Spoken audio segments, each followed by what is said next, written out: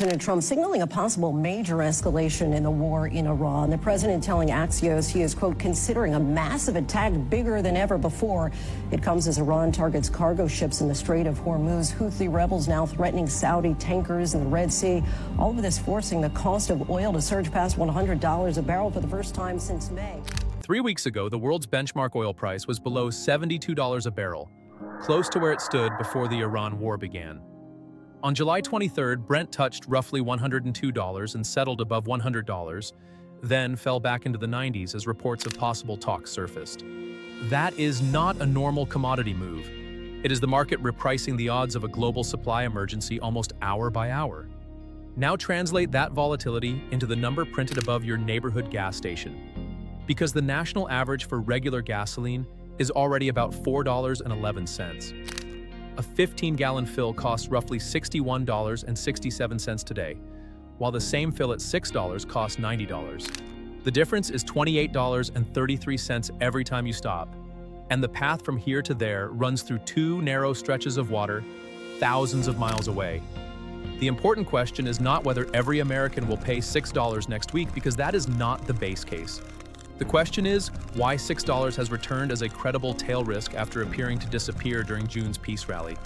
To answer that, you have to understand how a war premium vanished, rebuilt itself, and can now move faster than the physical oil it is supposedly pricing. So let's talk about how we got here. Closed, reopened, ships attacked, surrounded by mines, and then a U.S. blockade.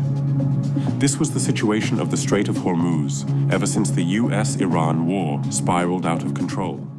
The first shock arrived on February 28th when U.S. and Israeli military action against Iran triggered a de facto shutdown of the Strait of Hormuz. Exports through the strait fell below 1/10 of normal levels. Gulf producers began shutting in output, and Brent climbed through $100 on March 12th. By the end of the first quarter, it was around $118, nearly double where it began the year. The crisis did not stop at a scary chart. Because tankers could not safely move enough oil, storage inside the Gulf began filling. The IEA organized a record release of 400 million barrels from emergency reserves, essentially using stored oil to replace flows that war had removed. That bought time, but emergency barrels are a bridge, not a new oil field. And Brent later touched roughly $126 during the spring peak. Then came the June 18th Memorandum of Understanding between Washington and Tehran, which called for fighting to stop and Hormuz to reopen during a 60-day negotiating window. Tanker traffic improved, production forecasts rose, and traders began removing the catastrophe premium almost as quickly as they had added it. By early July, Brent was back below $72, creating the impression that the entire oil shock had been unwound. That impression lasted about as long as the agreement did. U.S. strikes resumed on July 7th, Iran retaliated, daily attacks returned, and traffic through Hormuz began stalling again. Brent moved from the low $70 range to the upper $70 range, then through $90, as each new military step reduced the market's confidence that the corridor would normalize. The second jolt came when the Houthis claimed attacks on 2 Saudi oil tankers in the Red Sea and threatened Saudi-linked shipping through Bab el-Mandeb. Saudi Arabia had been leaning on its east-west pipeline and Red Sea ports to bypass the problems at Hormuz, so the alternate route suddenly carried its own war premium. Trump then threatened major military punishment against the Houthis in Iran, helping push Brent above $100 before diplomacy headlines knocked it lower again. Now let's talk about why the strait is so important. Hormuz matters because it is not merely a regional shipping lane. It is the exit door for the Persian Gulf. Energy exports from Saudi Arabia, Iraq, the United Arab Emirates, Kuwait, Qatar, and Iran depend heavily on access through that channel. In normal conditions, roughly 20 million barrels per day move through it, equal to about 1/5 of global petroleum consumption and 1/4 of oil trade. Markets do not need Iran to sink every tanker for that supply to become economically unavailable. Ship owners can refuse voyages, crews can demand hazard compensation, insurers can cancel coverage, and lenders can decline to finance cargoes that might be stranded or damaged.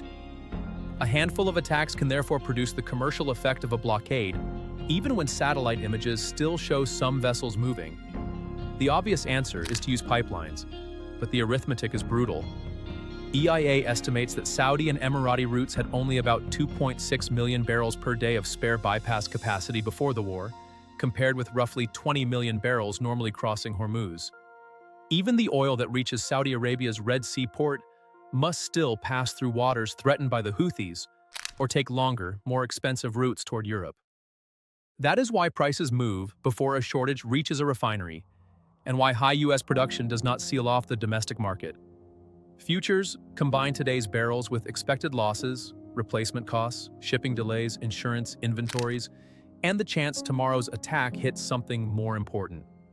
The volatility also explains why gasoline does not move in perfect lockstep with Brent. Refineries buy crude ahead of time, convert a 42-gallon barrel into only about 19 to 20 gallons of gasoline, and sell into regional markets with different inventories and fuel rules. In March, crude represented about 57% of the pump price, while refining, distribution, marketing, and taxes made up the rest. That means $120 oil alone does not mechanically produce $6 gasoline everywhere.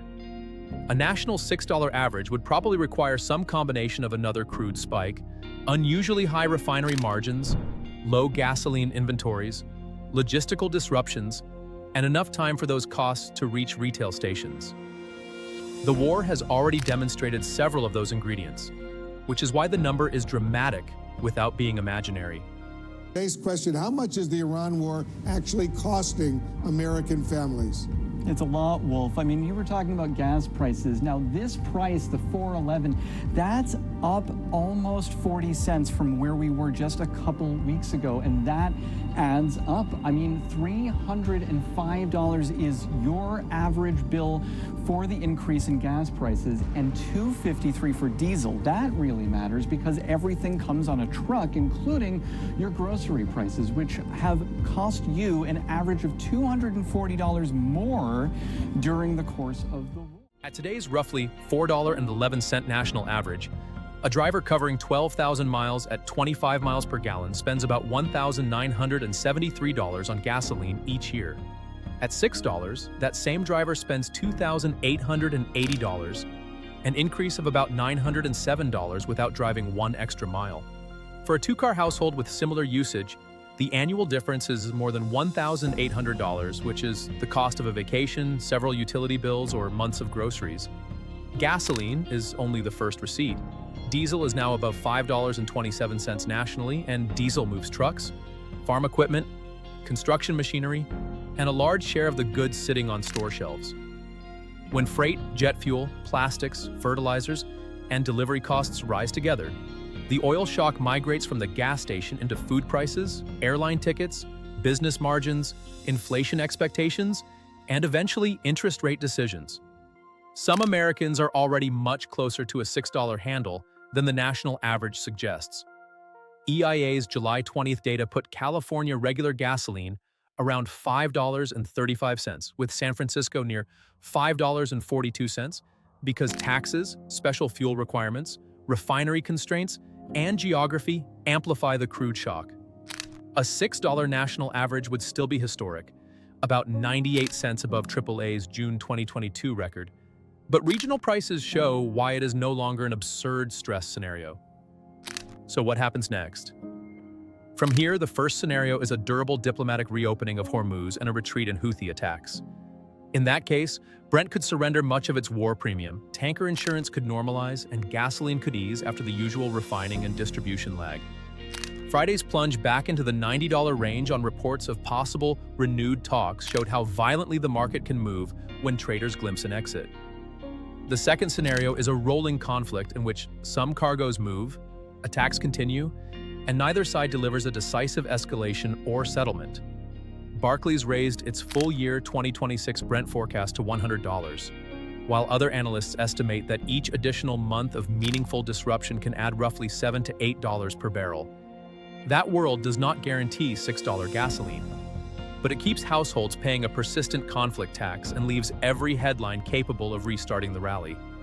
The third scenario is the one behind the title: sustained disruption at Hormuz, serious pressure at Bab el-Mandeb, and damage to production or refining infrastructure. Brent could retest the spring range near $120 to $126 or move higher. while shortages in gasoline and diesel widen refinery margins on top of the crude increase. Under that combination, a $6 national average stops looking like a slogan and starts looking like a plausible, though still severe, outcome. Trump now faces a contradiction that oil markets understand better than political messaging does. Threatening larger attacks may be intended to force concessions, but the threat itself raises the probability of disrupted supply and can increase prices before another bomb falls.